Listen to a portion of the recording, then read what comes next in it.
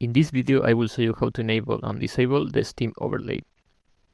If you find this video helpful, don't forget to leave a like and subscribe. So to disable the Steam overlay, we can do this from two different ways. We can use the overlay to disable, or we can also use the Steam settings. So first I will show you how to disable this from the Steam overlay. So by default, to open the Steam overlay, we need to press Shift Tab. And now here to the bottom, we need to go to the settings. And as you can see here, we have different options, but this is the one we are looking for. This is what we need to change. If we want to disable the overlay, we just need to click here. And now we won't be able to open the overlay once we reset the game. And also the other way to disable or enable the overlay is by going to Steam. Now we need to go here to Steam and just click on settings.